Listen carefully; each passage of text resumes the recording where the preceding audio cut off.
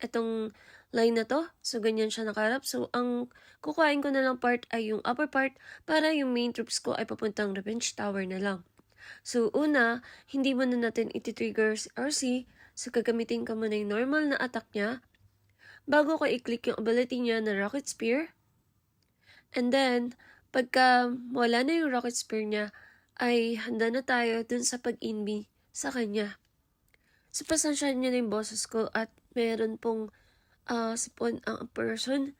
So, medyo parang ngongo po tayo.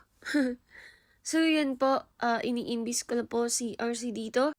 Tapos, pagka naubos na po yung ating invisible spell, ay i-recall na po natin si RC. So, iti-take down ko po itong bomb, hive, at itong fire spitter para wala namang problema mamaya.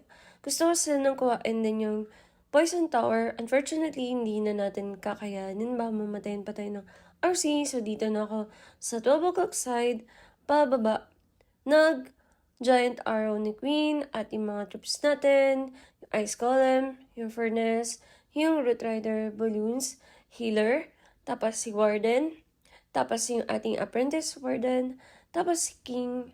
So yun guys, ang ating funnel dito sa area na to. So dito ako nagbaba na ng mga main troops natin para makuha ko na kagad yung Revenge Tower at para hindi na magka-problema mamaya. At ginamit ko na pala yung ability dito ni Warden para hindi tayo maubusan ng mga Valkyries at yung ating Root Rider. Naglagay nga rin pala ako ng totem dito sa area na malapit sa Monolith para hindi mamatayan tayo ng mga hero. At dito in-overgrowth ko yung side dito sa upper part na area para hindi na makapag-preheat sa ating mga troops at hindi maghiwa-hiwalay ang ating mga troops. Bali para diretso lang yung flow ng ating mga troops. So, ganito ko po 3-star itong base na to. So, ganyan lang po. Bali, wala na po akong natitirang ability dito. Ginamit ko na rin yung ability ni King. So, yung mga panlinis ko sa gilid, ginamit ko siya pagka may mga buildings na area na hindi matatamaan ng mga defense. So, yun yung ginamit ko.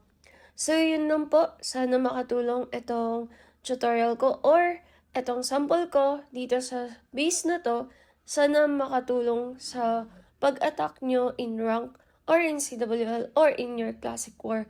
So, yun lang po. Happy gashing. Bye-bye. If you happen to like this video, please give it a heart, share it, follow me, and lalo na po sa YT channel. Baka naman, follow